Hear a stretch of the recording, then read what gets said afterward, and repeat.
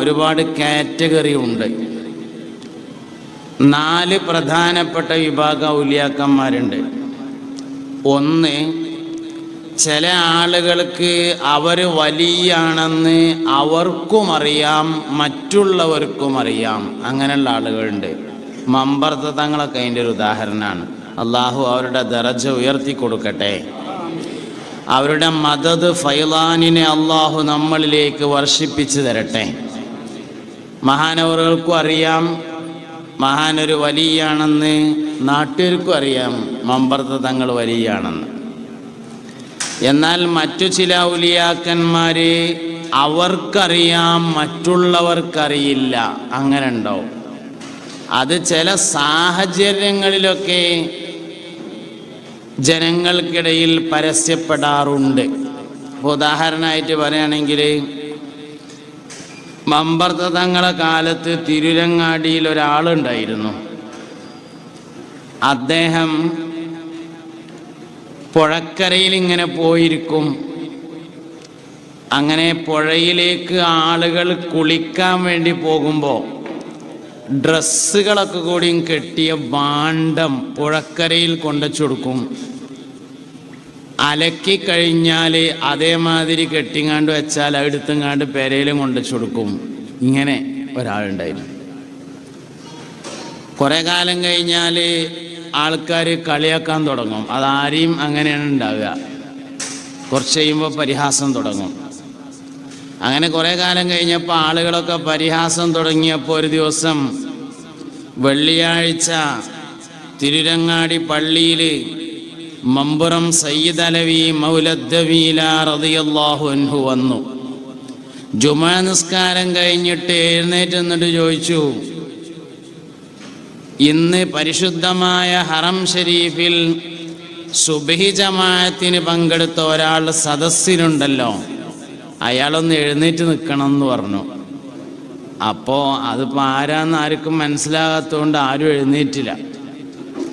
മഹാനവറുകൾ രണ്ടാമതും പറഞ്ഞു, ഇന്ന് സുബ്ഹി ജമാഅത്തിന് ഹറമിൽ പങ്കെടുത്ത ഒരാളുണ്ട്, അയാൾ എഴുന്നേൽക്കണം എന്ന് പറഞ്ഞു. രണ്ടാമതും ആരും നീക്കണമെന്നും കണ്ടില്ല. മൂന്നാമത് പറഞ്ഞു, ഇന്ന് സുബ്ഹി ജമാഅത്തിന് ഹറമിൽ പങ്കെടുത്ത ഒരാൾ സദസ്സിലുണ്ട്, അയാൾ എഴുന്നേറ്റ് നിന്നില്ലെങ്കിൽ അയാളുടെ വിലായത്തിനെ എടുത്തു മാറ്റി വെക്കും എന്ന് പറഞ്ഞു. അപ്പോൾ തിരുമ്പാൻ കൊണ്ടുവച്ചു കൊടുക്കുന്ന ആൾ മെല്ലെ എഴുന്നേറ്റിട്ട് പറഞ്ഞു, എന്നെ ഒന്ന് സഹായിക്കണം എന്ന് പറഞ്ഞു.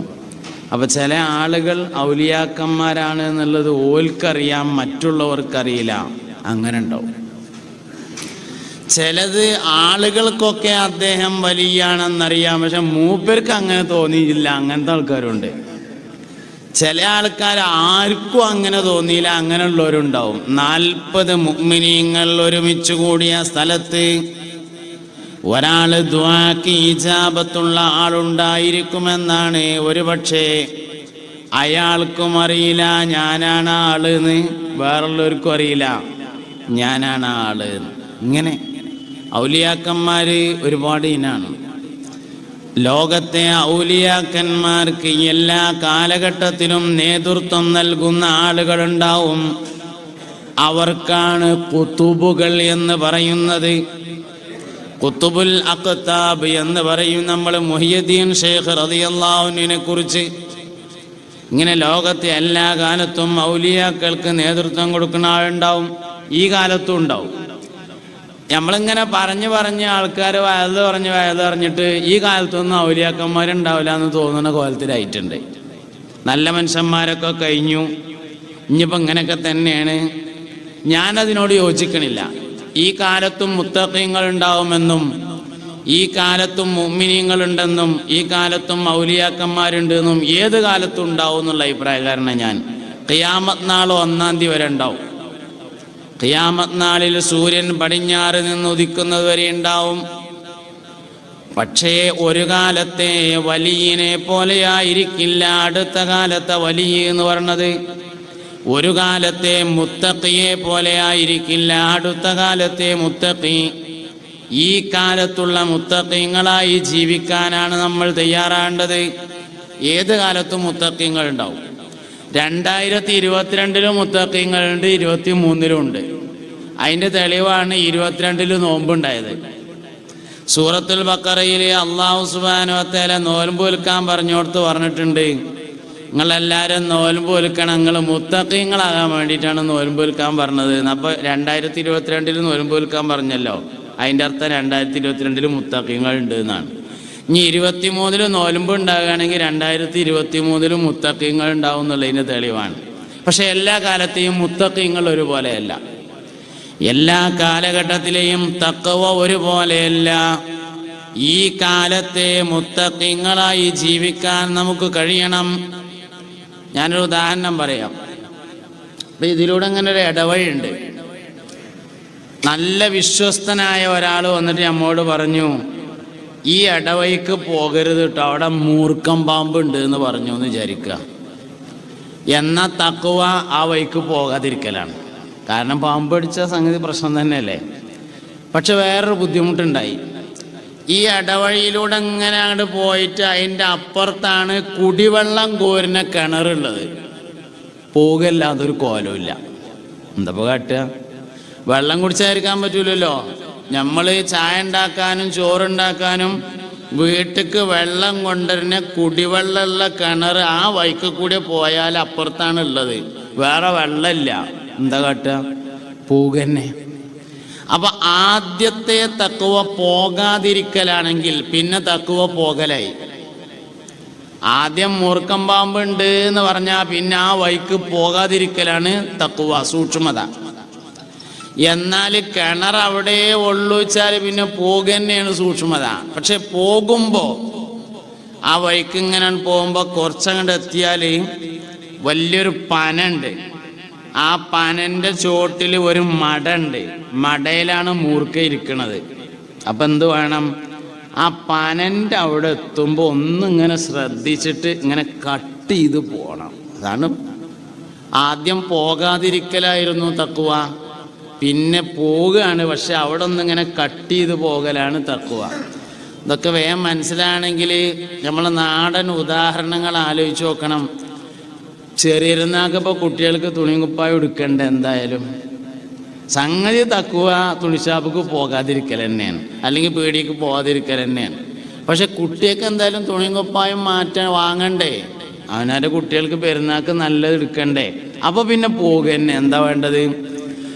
തുണിഷാപ്പ് ചെന്നാൽ, ജ്വല്ലറി ചെന്നാൽ, ടെക്സ്റ്റൈൽസ് ചെന്നാൽ, പീടി ചെന്നാൽ കാണാൻ പറ്റുന്നതല്ല ഉണ്ടാകുക, അധികവും കാണാൻ പറ്റാത്ത ഉണ്ടാകുക. ഒന്നിങ്ങനെ കട്ട് ചെയ്ത് പോകണമല്ല. അപ്പം എന്താ കട്ട്? അങ്ങനെ. അപ്പം ആ മടൻ്റെ അടുത്ത് എത്തുമ്പോൾ ഒന്ന് കട്ട് ചെയ്ത് പോകലാണ് മുത്തഖി എന്ന് പറഞ്ഞത് ഒരു കാലത്ത്. പിന്നെ ഇനി വേറെ സംഭവം ഉണ്ടായി. മടൻ്റെ അടുത്ത് എത്തിയപ്പോൾ കട്ട് ചെയ്തിട്ടൊക്കെ തന്നെ പോയത്. പക്ഷെ വള്ളിമ്മ കാല് തടഞ്ഞതിനാൽ പാമ്പ് മടന്ന് ഇങ്ങോട്ട് ചാടി ഒരു ചാട്ടം. എന്നാൽ പിന്നെയും തഖ്വ മാറും. അടുത്ത തഖ്വ ചീമക്കൊന്നമന്ത് വളവില്ലാത്തൊരു വടിന് വെട്ടിയിട്ട് ഒറ്റ അടി തലക്കാണ് കൊള്ളണം. തല ഇങ്ങോട്ട് താകണം, പിന്നെ തല പൊന്തിക്കരുത്. പിന്നെ രണ്ടാമത്തതും മൂന്നാമത്തതും അടിച്ചാണ്ട് കൊന്നാൽ മതി. ഒറ്റ അടിക്ക് തല താവണം. ആ സൈസ് നല്ല ഉന്നുള്ള ഒറ്റ അടി തലക്കാണ് കൊടുക്കുകയാണ് വേണ്ടത്. അടിച്ചതൊക്കെ തലക്ക് തന്നെയായിരുന്നു, പക്ഷെ കൊണ്ടത് സൈഡിലാണ്. എന്താ കാട്ടുക? പാമ്പ് ഇങ്ങോട്ട് കയറി വടിമക്കൂടെ. എന്നാൽ തഖ്വ ഇഞ്ഞും മാറും. അടുത്ത തഖ്വ പാമ്പും വടിയും കൂടി ഒരൊറ്റ ഏറാണ്ട് എറിഞ്ഞിട്ട് ആ അടക്കണം നിങ്ങളെ മുണ്ടിയും മക്കളും തന്നെ അവിടെ പോരലാണ് അടുത്ത തഖ്വ. ഇങ്ങനെ എല്ലാ കാലത്തും മുത്തഖീങ്ങൾ ഉണ്ടാവും, ഈ കാലത്തും ഉണ്ട് എന്നാണ് ഞാൻ പറഞ്ഞത്. ചെറിയ നന്മകളെ വലിയ നന്മയായി കാണണം, ചെറിയ മാറ്റത്തെ വലിയ മാറ്റമായി കാണണം. ഈ പിന്നെ വെള്ളിയാഴ്ച ജുമുഅക്ക് 40 ആള് തികയായിട്ട് മൊല്ലാക്ക പാടത്ത് പോയി കന്നൂട്ടുന്ന ആളെ വിളിച്ചിരുത്തി കൊടുന്ന് പള്ളിക്കുളത്തിങ്ങന്ന് കുളിപ്പിച്ചിട്ട് കള്ളിത്തുണി കുത്തി തിരുമ്പിച്ചിട്ട് അതെടുപ്പിച്ചിങ്ങാണ്ട് 40 ആളെ തേച്ചിട്ട് ജുമുഅ നടന്ന കാലുണ്ട്. ഇന്നിപ്പോൾ റമദാൻ മാസമായാൽ അങ്ങാടിത്തെ പള്ളിക്കൊക്കെ വെള്ളം അടിച്ചാലും തികണില്ല, ആൾക്കാർ നിൽക്കരിച്ചിട്ട്. ചെറിയ മാറ്റമാണ്, പക്ഷെ വലിയ മാറ്റമായി നമ്മൾ കാണണം, അപ്പോഴേ വിജയിക്കാൻ പറ്റുള്ളൂ. അതുകൊണ്ട് എല്ലാ കാലത്തും മുത്തഖീങ്ങളുണ്ടാവും, എല്ലാ കാലത്തും മുഅ്മിനീങ്ങളുണ്ടാകും, എല്ലാ കാലത്തും സ്വാലിഹീങ്ങളുണ്ട്, എല്ലാ കാലഘട്ടത്തിലും ആബിദീങ്ങളുണ്ട്, എല്ലാ കാലഘട്ടത്തിലും മുതവക്കിലീങ്ങളുണ്ട്, എല്ലാ കാലത്തും സ്വാബിരീങ്ങളുണ്ട്. ഈ കാലത്തെ മുത്തഖീങ്ങളായി ജീവിക്കാൻ നമുക്ക് കഴിയണം. നമുക്ക് യുവാക്കൾക്കും കഴിയണം, നമ്മളെ മക്കൾക്കും കഴിയണം. അതിന് ചെറിയ മാറ്റങ്ങളെ വലുതായി കാണണം. ഞാനിപ്പോൾ ഇങ്ങനെ വിലയിരുത്തിയപ്പോൾ 2022 മറ്റു വർഷങ്ങളിലൊന്നും ഇല്ലാത്തതായിട്ട് കണ്ടത് പ്രധാനമായിട്ട് 3 സംഗതികളാണ്. പ്രധാനമായിട്ട് ഞാൻ കണ്ടത് 3 സംഗതിയാണ്. പിന്നെ കുറേ കാര്യമുണ്ട്, അതൊക്കെ മുമ്പുള്ള തന്നെയാണ്. പുതിയതായിട്ട് കണ്ടത് 3 കാര്യങ്ങളാണ്. ഒന്ന്, പന്ത് കളിക്കാൻ ടർഫിക്ക് പോവുക. അതിപ്പോൾ 22-ൽ 21-ൽ തുടങ്ങിയിട്ടുണ്ടെങ്കിലും വ്യാപകമായിട്ട് 22-ലാണ് കണ്ടത്. പിന്നെ രണ്ടാമത് ഞാൻ കണ്ടത് തറാവി കഴിഞ്ഞിട്ട് അച്ചാർ തിന്നാൻ പോവുക. അതാണ് പിന്നെ ഇപ്പം ഞാൻ കണ്ട 22-ൽ കണ്ട വേറെ ഒരു. നിങ്ങളും കാണും, ഞാൻ കാണുമ്പോൾ നിങ്ങളും കാണുമല്ലോ. നമ്മളൊക്കെ ഇവിടെ തന്നെ അല്ലേ, അതുകൊണ്ട് ഞാൻ കാണുന്നൊക്കെ നിങ്ങളും കണ്ടിട്ടുണ്ടാവും. ഞങ്ങളവിടെ ഉണ്ട് അച്ചാറും പാടം എന്നുണ്ടൊരു പാടം തന്നെ ഉണ്ട്. തറാവി കഴിഞ്ഞിട്ട് എല്ലാവരും കൂടി അച്ചാർ തിന്നാൻ പോയിട്ട്. അപ്പം അങ്ങനെ രണ്ടാമത്തെ ഒരു മാറ്റം അതാണ് കണ്ടത്. മൂന്നാമത് ഇപ്പോൾ ഈ 2022-ൽ കണ്ട ഒരു മാറ്റം ടൗസർ ഇട്ടുങ്ങാണ്ട് അങ്ങാടി കൂടി അടക്കുക. അത് ഇപ്രാവശ്യം കണ്ടൊരു സംഗതിയാണ്. ഇതിലൊക്കെ മുത്തഖീങ്ങൾ ഉണ്ടാവും എന്നാണ് ഞാൻ പറയണത്. ഈ ആൾക്കാരിലൊക്കെ നല്ല മനുഷ്യന്മാരുണ്ട്. ഈ അച്ചാർ തിന്നാൻ പോണയിലുണ്ട്, ഈ പന്തളിച്ചാൻ പോണയിലുണ്ട്, ഈ ടൗസർ ഇടുന്നതിലുണ്ട്. ഇതിലൊക്കെ മുത്തഖീങ്ങളുണ്ട്. അപ്പം അയിത്തൊക്കെ മുത്തഖീങ്ങൾ ആരായിരിക്കാരം? അപ്പോൾ ഈ കളിച്ചാൻ പോണയിൽ ടർഫിക്ക് പോണയിലെ മുത്തഖ് ആരായിരിക്കാരം? ബാങ്ക് കൊടുക്കുമ്പോൾ കയറിപ്പോരും. അതെന്നെ മുത്തഖ് കയറണേ. ഓൻ പോകും, പോകാതിരിക്കും എന്നല്ല, പോകും. പക്ഷെ മഗ്‌രിബ് വാങ്ക് കേട്ടാൽ പിന്നെ അവിടെ നിൽക്കാൻ കഴിയൂല. അപ്പോൾ പിന്നെ മുമ്പരും കയറിപ്പോയി ഇങ്ങാണ്ട് കുളിച്ചിങ്ങാണ്ട് മഗ്‌രിബ് കരിച്ചാണ്ട് പിന്നെ പെരയ്ക്കും. തറാവി കഴിഞ്ഞിട്ട് അച്ചാർ തിന്നാൻ പോണേലും മുത്തഖി ഉണ്ടാവും. അയിത്ത മുത്തഖി ആരീക്കാരം? അച്ചാർ തിന്നാനൊക്കെ പോണുണ്ടെങ്കിലും ഒച്ചടൂല, ഒച്ചയും വീടും ബഹളമൊന്നും ഉണ്ടാക്കൂല. മെല്ലെ പോയിങ്ങാണ്ട് പിന്നെ മുളക് തേച്ച മാങ്ങിയും തിന്നുങ്ങാണ്ട് മെല്ലെ, അല്ലെങ്കിൽ ഒരു സോഡയും കുടിച്ചിങ്ങാണ്ട് മെല്ലെ ഇങ്ങനെ കണ്ട് പോരും, ഒച്ചടൂല. ടൗസർ ഇണ്ണേലും മുത്തഖി ഉണ്ടാവും. ആരാ ടൗസർ ഇണ്ണേലും മുത്തഖി? ആൾക്കാരിടയ്ക്ക് പോകുമ്പോൾ അതിൻ്റെ മേലൊരു തുണിയും കൂടി എടുക്കും. മറ്റേത് അടിയിലുണ്ടാവും, അതിൻ്റെ മേലൊരു തുണിയും കൂടി എടുത്തിട്ടാണ് മനുഷ്യന്മാരുടെയൊക്കെ പോവുള്ളൂ.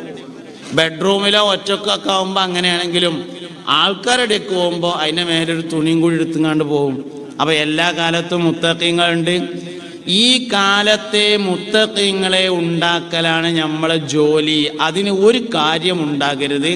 കാലഘട്ടം നശിച്ചിട്ടുണ്ട്, ഇഞ്ഞാരും നേരാവൂല എന്ന് പറയും ചെയ്യരുത്, ആലോചിക്കുകയും ചെയ്യരുത്. അങ്ങനെ ചിന്തിക്കാനും പാടില്ല, അങ്ങനെ പറയാനും പാടില്ല. എന്തുകൊണ്ട്? ഇമാം മഹ്ദി റളിയല്ലാഹു അൻഹു ഇനി ഇവിടെ വരാനുള്ളതാണ്. മഹ്ദി ഇമാമിനെ പിന്തുടരുന്ന ആളുകളും ഉണ്ടാവും. മുത്തഖീങ്ങളാണ്, സ്വാലിഹീങ്ങളാണ്. ബഹുമാനപ്പെട്ട സയ്യിദുന ഈസാ അലൈഹിസ്സലാം ഇനി ഇവിടെ വരാനുള്ളതാണ്. മഹാനവറുകൾ ഇസ്ലാമിക ശരീഅത്തനുസരിച്ച് ഭരണം നടത്തും. ധാരാളം ആളുകൾ മഹാനവറുകളെ പിന്തുടരും. അപ്പൊ നല്ല മനുഷ്യന്മാർ ഇനിയുണ്ട്, ഇപ്പോഴും ഉണ്ട്, ഇനി ഉണ്ടാവും. തിരിച്ചറിയാൻ കുറച്ച് പ്രയാസമാണ് എന്ന് മാത്രം. ചില മനുഷ്യന്മാരൊക്കെ വഫാത്തായതിനു ശേഷം നമുക്ക് മനസ്സിലാകുക അങ്ങനെ ഇരുന്നോന്ന്. ചില ആൾക്കാർ വഫാത്തായിട്ടേ അവരുള്ളൂ. ഒരു കണക്കിന് അത് നല്ലതുമാണ് കേട്ടോ. അതിലുണ്ടല്ലോ ഉദ്കുറു മഹാസിന മൗത്താക്കും എന്നതിൽ ഒരു കാര്യം കിട്ടും. നിങ്ങളിൽ നിന്ന് മരണപ്പെട്ടവരുടെ ഗുണഗണങ്ങളെ നിങ്ങൾ പറയുക എന്ന് പറഞ്ഞതിൽ നിന്നൊരു കാര്യം കിട്ടും. 2 പ്രധാനപ്പെട്ട വിഷയങ്ങൾ അതിലുണ്ട്. 1 ഗുണേ പറയാൻ പറ്റുള്ളൂ എന്നും കിട്ടും. 2 മരിച്ചവരെ പറ്റിയേ പറയാൻ പറ്റുള്ളൂ എന്നും കിട്ടും. ഉദ്കുറു മഹാസിന മൗത്താക്കും, നിങ്ങളിൽ നിന്ന് മരണപ്പെട്ടവരുടെ ഗുണഗണങ്ങളെ നിങ്ങൾ പറയുക എന്നതിൽ നിന്ന് 2 പ്രധാനപ്പെട്ട കാര്യങ്ങൾ കിട്ടും. 1 ഗുണേ പറയാൻ പാടുള്ളൂ, 2 മരിച്ചവരെ പറ്റിയേ പറയാൻ പാടുള്ളൂ.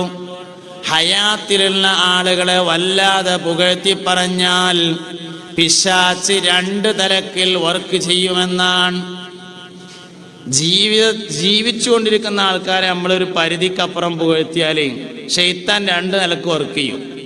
ഇപ്പം നിങ്ങൾ പറയുകയാണെന്ന് വിചാരിക്കുക, സാലിം ഫൈസി വലിയ സംഭവമാണ് എന്ന് പറഞ്ഞാൽ ശൈത്താൻ രണ്ട് നിലക്ക് വർക്ക് ചെയ്യും. രണ്ട് നിലക്ക് വർക്ക് ചെയ്യുക എന്ന് പറഞ്ഞാൽ, ഒന്ന് ഇന്നോട് വന്നിട്ട് പറയും എന്നെ പറ്റി എല്ലാവർക്കും നല്ല അഭിപ്രായമാണ് എന്ന് പറയുമ്പോൾ ഞാൻ ഒന്നും കൂടി ഇങ്ങോട്ട് കുപ്പായൊക്കെ ഒന്ന് ഉഷാറാക്കണതിനനുസരിച്ച് അഹങ്കാരം അങ്ങനെ കൂടും. അപ്പം എന്നെ കേടെടുത്തുക, അതാണ് ഒരു പണി. രണ്ടാമത്തെ ഒരു പണിയുണ്ട്, ഞാനൊരു മനുഷ്യനാണല്ലോ, അപ്പം മാനുഷികമായ എന്തെങ്കിലുമൊക്കെ പ്രയാസങ്ങൾ എന്നിലുണ്ടെങ്കിൽ അത് നിങ്ങളെ കാണിക്കും. ആള് വലിയ ആളാണെങ്കിലും ഇപ്പം ഇങ്ങനെയൊക്കെയാണ് കാരണങ്ങാണ്ട് എന്തെങ്കിലുമൊക്കെ ഒരു ചെറിയ ന്യൂനത ഉണ്ടെങ്കിൽ ആ ന്യൂനത ഇയാളെ പുകഴ്ത്തുന്നവരെയും അത് കേൾക്കുന്നവരെയും കേൾപ്പിക്കും, അല്ലെങ്കിൽ അറിയിക്കും. അതോടുകൂടെ ഹിമാലയത്തിൻ്റെ മേലെ ഇങ്ങനെ വലിയ ആളാന്ന് വിചാരിച്ചാണ് ഇങ്ങനെ കയറ്റി വെച്ച ആൾ ഒറ്റയടിക്ക് താഴത്തേക്ക് പോരും. ഇങ്ങനെ പോന്നു കഴിഞ്ഞാൽ ഈ മനുഷ്യൻ ചിന്തിക്കും, മൂപ്പരൊക്കെ അങ്ങനെയാണെങ്കിൽ പിന്നെ ഞാനൊക്കെ ഇങ്ങനെ മതിയില്ലേ എന്ന്. മനുഷ്യൻ തകരാനുള്ളൊരു കാരണമാണ്. അതുകൊണ്ട് മരിച്ച ആളുകളെ കുറിച്ച് പറയൽ തന്നെ ഏറ്റവും നല്ലത്. പിന്നെ വേറെ ഒന്നുണ്ട്, ഉദ്കുറു മഹാസിന മൗത്താക്കും എന്നതിൽ നിന്ന് മരിച്ച ആളുകളുടെ ഗുണഗണങ്ങൾ പറയൽ ദിക്റിന്റെ പരിധിയിൽ വരുന്നതാണ് എന്ന് കിട്ടും. ദിക്ർ ചൊല്ലലുണ്ട്, ദിക്ർ പറയലുണ്ട്, ദിക്ർ ആലോചിക്കലുണ്ട്, ദിക്ർ ചെയ്യലുണ്ട്. ദിക്ർ ചൊല്ലലുണ്ട്, ദിക്ർ പറയലുണ്ട്, ദിക്ർ ആലോചിക്കലുണ്ട്, ദിക്ർ ചെയ്യലുണ്ട്. ഇതൊക്കെ ഉണ്ട് ദിക്റിൽ, ഇതൊക്കെ ഉണ്ട്. ദിക്ർ ചൊല്ലല് നമുക്ക് എല്ലാവർക്കും അറിയും. ലാ ഇലാഹ ഇല്ലല്ലാഹ് സുബ്ഹാനല്ലാഹ് അൽഹംദുലില്ലാഹ് അല്ലാഹു അക്ബർ സല്ലല്ലാഹു അലാ മുഹമ്മദ്, ഇതൊക്കെ ദിക്ർ അല്ലല്ല, നമുക്ക് എല്ലാവർക്കും അറിയാം. ദിക്ർ ആലോചിക്കൽ എങ്ങനെ? തഫക്കുറു സഅത്തിൻ ഖൈറും മിൻ അൽഫി റക്അ, ഒരു സാഅത്ത് അല്ലാഹുവിനെ കുറിച്ച് ആലോചിക്കൽ 1000 റക്അത്ത് നിസ്കരിക്കുന്നതിനേക്കാൾ പുണ്യമുള്ളതാണെന്ന് ഷഫീഉൽ വറാ ത്വാഹ റസൂലുള്ളാഹി. ഒരു മണിക്കൂർ, സാഅത്തിന്റെ ശരിക്കർത്ഥം മണിക്കൂർ എന്നല്ല കേട്ടോ. സാഅത്ത് എന്ന് പറയണത് സുബ്ഹി മുതൽ മഗ്രിബ് വരെയുള്ള മൊത്തം സമയത്തെ 12 കൊണ്ട് ഭാഗിച്ചാൽ കിട്ടുന്ന ഒരു ഭാഗത്തെയാണ് സാഅത്ത് എന്ന് പറയുന്നത്. സൗകര്യത്തിന് വേണ്ടി നമുക്ക് മണിക്കൂർ എന്ന് പറയാന്നേ ഉള്ളൂ. ഒരു മണിക്കൂർ അള്ളാഹുവിനെ കുറിച്ച് ഒരാൾ ആലോചിക്കൽ ഖൈറും മിൻ അൽഫി റക്അത്ത് ഹദീസിൽ വന്നു, 1000 റക്അത്ത് നിസ്കരിക്കുന്നതിനേക്കാൾ ഖൈറാൻ. വേറെ ഒരു ഹദീസിൽ വന്നിട്ടുണ്ട്, ഒരു രാത്രി മുഴുവൻ നിന്ന് സുന്നത്ത് നിസ്കരിക്കുന്നതിനേക്കാൾ ഖൈറാൻ. ഒരു സാഅത്ത്, ഒരു മണിക്കൂർ അള്ളാഹുവിനെ കുറിച്ച് ആലോചിക്കല്. ഈ അള്ളാഹിനെ കുറിച്ച് ആലോചിക്കുക എന്ന് പറഞ്ഞാൽ എന്താ? ആലോചിക്കുന്നത് അള്ളാഹുവിലേക്ക് എത്തിക്കുന്നതിനാണ് അള്ളാഹിനെ പറ്റി ആലോചിക്കുക എന്ന് പറയുന്നത്. നമ്മൾ എന്ത് വിഷയം ആലോചിച്ചാലും അള്ളാഹുവിലേക്ക് എത്തിക്കാൻ കഴിയും. ഏത് വിഷയത്തെക്കുറിച്ച് ചിന്തിച്ചാലും അള്ളാഹുവിലേക്ക് എത്തിക്കാൻ വേണ്ടി പറ്റും. നമ്മുടെ ശരീരത്തെക്കുറിച്ച് ചിന്തിച്ചാൽ പോലും അള്ളാഹുവിലേക്ക് എത്തിക്കാം. കയ്യിനെ കുറിച്ച് ചിന്തിച്ചാൽ അള്ളാഹുവിലേക്ക് എത്തിക്കാം. നാളിങ്ങനെ കുറേ ആൾക്കാരിങ്ങനെ ചോറ് കഴിക്കുകയാണ്. അപ്പം ഞാനും ഉണ്ട്. ചോറിങ്ങനെ തിന്നുകൊണ്ടിരിക്കണതിൻ്റെ ഇടയിൽ ആ നാട്ടിലത്തെ മുഴുവൻ ആൾക്കാരെയും കുറ്റം പറയാം. ചോറ് കഴിക്കാൻ ആരും വിടണില്ല, ആ നാട്ടുകാരെ മൊത്തം കുറ്റം പറയാണ് ചോറ് കഴിക്കണതിൻ്റെ ഇടയിൽ. അപ്പോൾ കുറേ ആയിട്ട് എന്നോട് ഒരാൾ ചോദിച്ചു, ഉസ്താദ് എന്താ ഒന്നും പറയാത്തതെന്ന് ചോദിച്ചു. അതിൽ ഞാൻ പറഞ്ഞു, നമ്മളെ ഈ കയ്യിൻ്റെ ഇവിടെ ഒരു ഞെട്ടുണ്ട്, ഇതിൻ്റെ ഇവിടെ ഇങ്ങനെ ഇതിങ്ങനെ മടങ്ങാനും നീരാനും ഇവിടെ ഒരു ഞെട്ടുണ്ട്. ഈ ഞെട്ട് ഒന്നും കൂടി ഒന്ന് ടൈറ്റായാൽ പിന്നെ ജീവിതത്തിൽ ഓൻ്റെ കൈ കൊണ്ട് ഓൻ ചോറ് കഴിക്കൂല. ഇതിപ്പോൾ ലൂസുള്ളതുകൊണ്ടാണ് നമ്മളെ കൈ കൊണ്ട് ചോറ് കഴിക്കണേ. ഈ ഞെട്ട് ഒന്നും കൂടി ഒന്ന് ടൈറ്റായി എന്ന് വിചാരിക്കുക, പിന്നെ ഓൻ്റെ കൈ കൊണ്ട് ഓൻ ചോറ് കഴിക്കൂല. വേണ്ട, അത് ഒന്നും കൂടി കണ്ട് ലൂസായി എന്ന് വിചാരിച്ചോളി, എന്നാലും ഓൻ്റെ കൈ കൊണ്ട് പിന്നെ ഓൻ ചോറ് കഴിക്കൂല, ആരെങ്കിലും വരി കൊടുക്കേണ്ടി വരും എന്ന് പറഞ്ഞു. സംസാരങ്ങൾ അള്ളാഹുവിലേക്ക് എത്തിക്കുന്നതിനാണ് അള്ളാഹുവിനെ കുറിച്ച് ചിന്തിക്കുക എന്ന് പറയുന്നത്. ഏത് വിഷയം ചിന്തിച്ചാലും അള്ളാഹുവിലേക്ക് എത്തും. അള്ളാഹിന്റെ തെളിവെന്താണെന്ന് ചോദിച്ചപ്പോൾ പറഞ്ഞത് തന്നെ ഉജൂദു ഹാദിഹിൽ മഖ്ലൂഖാത്താണ്. അതുകൊണ്ട് തന്നെ പ്രപഞ്ചത്തിലെ എല്ലാ വസ്തുക്കളെ കുറിച്ചുള്ള ചിന്തയും അള്ളാഹുവിലേക്ക് എത്തിച്ചേരും. അങ്ങനെ ഒരാൾ 1 മണിക്കൂർ ചെലവഴിക്കൽ 1000 റക്അത്ത് സുന്നത്ത് നിസ്കരിക്കുന്നതിനേക്കാൾ പോരിശയുണ്ടെന്ന് പറഞ്ഞതാണ് ദിക്റിന്റെ ആലോചന എന്ന് പറയുന്നത്. സാക്കിരീങ്ങളാണ് ആൺകുട്ടികൾ എന്ന് പരിശുദ്ധ ഖുർആൻ പറഞ്ഞിട്ടുണ്ട്.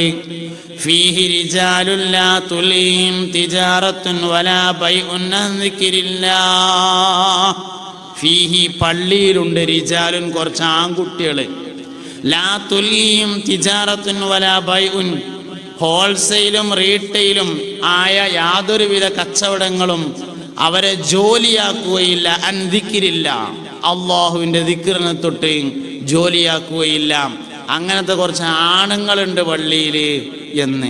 അപ്പൊ ദാക്കിരീങ്ങളെ കുറിച്ചാണ് ഖുർആൻ പുരുഷന്മാരെന്ന് ഉപയോഗിച്ചിട്ടുള്ളത് എന്ന് വരും.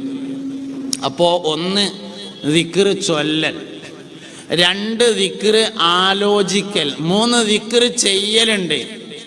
ദിക്റിന്റെ പ്രവർത്തനം അഖിമസ്സലാത്ത ലിദിക്രി, ഉദാഹരണം അഖിമിസ്സലാത്ത ലിദിക്രി, എൻ്റെ ദിക്റിന് വേണ്ടി നിങ്ങൾ നിസ്കരിക്കണം എന്ന് പറഞ്ഞു. അവ നിസ്കാരവും ദിക്ർ തന്നെയാണ്, നോമ്പും ദിക്ർ തന്നെയാണ്, ഹജ്ജും ദിക്ർ തന്നെയാണ്. ഇങ്ങനെ ദിക്റിന്റെ അമലുകൾ. 4മത്തേത് ദിക്റിന്റെ വർത്തമാനമുണ്ട്. ദിക്റിന്റെ വർത്തമാനം എന്ന് പറഞ്ഞാൽ സ്വാലിഹീങ്ങളെ കുറിച്ച് പറയലാണ്. ദിക്റുൽ അംബിയാ ഇബാദത്തുൻ വദിക്റുസ് സ്വാലിഹീന കഫാറത്തുൻ. ദിക്റുൽ അംബിയാ അംബിയാക്കളെ പറയൽ, കഫാറത്തുൻ ഇബാദത്തുൻ അത് ഇബാദത്തിന്റെ പരിധിയിൽ വരും. വദിക്റുസ് സ്വാലിഹീന സ്വാലിഹീങ്ങളെ പറയൽ കഫാറത്തുൻ പാപങ്ങൾ പൊറുപ്പിക്കും. ദിക്ർ എന്നുള്ളിടത്ത് ദിക്റുൽ അംബിയാ എന്നുള്ളിടത്തും ദിക്റുസ് സ്വാലിഹീന എന്നുള്ളിടത്തും മഹാനായ സയ്യിദുനാ ഇബ്നു കസീർ റളിയല്ലാഹു അൻഹു ഒരു തഫ്സീർ എഴുതി കൊടുത്തിട്ടുണ്ട്. ഐ ദിക്റു അസ്മാഇഹിം എന്നുണ്ട്. അതായത് സ്വാലിഹീങ്ങളെ പറയുക എന്ന് പറഞ്ഞാൽ 1 അവരുടെ പേര് പറയാ, 2 അവരുടെ താരീഖ് പറയല്. അപ്പൊ വെറുതെ ഒരാളിങ്ങനെ ഇരുന്നപ്പോ തസ്ബീഹ് മാല ഇങ്ങനെ എടുത്തിട്ട് ആദം നബി അലൈഹിസ്സലാം, മൂസാ നബി അലൈഹിസ്സലാം, നൂഹ് നബി അലൈഹിസ്സലാം, ഈസാ നബി അലൈഹിസ്സലാം എന്ന് പറഞ്ഞാൽ കൂലിട്ടു. അത് ദിക്റാണ്. അംബിയാക്കളുടെ അസ്മാവ് പറയാം, സ്വാലിഹീങ്ങളുടെ പേര് പറയുക എന്നത് ദിക്റിന്റെ പരിധിയിൽ വരും. ഹും ആദമുൻ ഇദ്രീസു നൂഹുൻ ഹൂദുമ സ്വാലിഹ് വ ഇബ്രാഹീമു കുല്ലും മുത്തബ ലൂത്തും വ ഇസ്മാഈലു ഇസ്ഹാഖും കദാ യാഖൂബു യൂസുഫു വ അയ്യൂബു തദാ. കിഫായത്തുൽ അവാമിലുള്ളതാണ്. അതിന് അഖീദത്തുൽ അവാം എന്നും പേരുണ്ട്. ദർസിലെ കുട്ടികൾ പഠിക്കാൻ പോകുമ്പോൾ ആദ്യം ഓതുന്ന കിതാബുകളുണ്ട്. 10 കിതാബ്, 7 കിതാബ്, ഇങ്ങനെയൊക്കെയുള്ള കിതാബ്. അതിൽപ്പെട്ടതാണ് ബെയ്ത്തിന്റെ കിതാബ്. അതിലുള്ളതാണ് കിഫായത്തുൽ അവാമ്. അതിന് അഖീദത്തുൽ അവാം എന്ന് വേറൊരു പേരുണ്ട്. ഈ ബെയ്ത്ത് വല്യമ്മ ചെല്ലാറുള്ള 15 വക ഏടിലുണ്ട്. എന്താ വല്യമ്മ ചെല്ലണത് എന്ന് പറയാൻ കാരണം വല്ലിപ്പ ചെല്ലാത്തോണ്ട് തന്നെയാണ്. അല്ല, വല്യമ്മ ചെല്ലണെന്ന് പറയാൻ കാരണം വല്ലിപ്പ ചെല്ലലില്ല, അതുകൊണ്ട് തന്നെയാണ് വല്യമ്മ എന്ന് പറയാൻ കാരണം. അതന്നെ, അത് ചെല്ലിയാല്, ഇത് സ്ഥിരമായിട്ട് ചെല്ലിയാല് ചെല്ലുന്ന ആൾക്ക് ടെൻഷൻ ഉണ്ടാവൂലെന്ന് ത്വൽസമാത്തിന്റെ കിതാബിൽ പറഞ്ഞിട്ടുണ്ട്. കിഫായത്തുൽ അവാം ചെല്ലിയാൽ ടെൻഷൻ ഉണ്ടാവില്ലാന്ന്. എന്തായാലുള്ളത് കുറെ ആൾക്കാരെ പേരുണ്ട്.